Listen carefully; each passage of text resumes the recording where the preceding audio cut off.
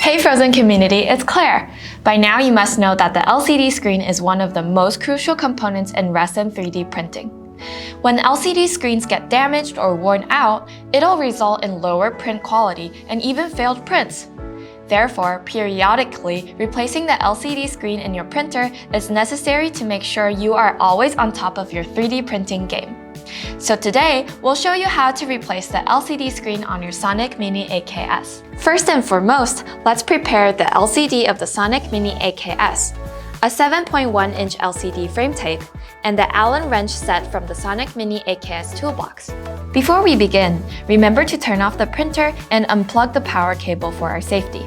Then we'll remove these three components: acrylic cover, building plate, and the resin vat. Carefully lay the printer down on a flat surface and loosen the 4 screws on the bottom case with the 3mm Allen wrench. Then open the bottom case. Remove the acetate cloth tape that secures the LCD cable to the LCD hood and put it aside. Remember not to throw away the acetate cloth tape. Next, we'll remove the LCD hood. Loosen the 4 screws that hold the hood in place with the 2.5mm Allen wrench. Remove the hood. First, unclip the buckle and detach the LCD ribbon cable from the old LCD to disconnect it from the mainboard. Then remove the acetate cloth tape from the mainboard and put it aside. Unclip the buckle and detach the LCD ribbon cable from the mainboard. Next, turn the printer upright and remove the LCD frame tape around the LCD screen. Gently tilt the printer and push the LCD ribbon cable from inside the printer with your right hand, and assist in removing the LCD screen with the other hand. You've now successfully removed the old LCD screen. Now let's install the new LCD screen. Peel off the protective film with the green label from the LCD. Be careful handling your LCD panels. They are fragile and you don't want to break them. Make sure that the LCD screen is clean from any debris before installation. Thread the LCD ribbon cable through the slot while positioning the LCD screen. Next, peel off the protective film with the red label. Then continue to peel off the frame tape on the right side of the LCD frame tape and stick it gently. We suggest to tear off and stick the adhesive at the same time. The new LCD driver is now set up.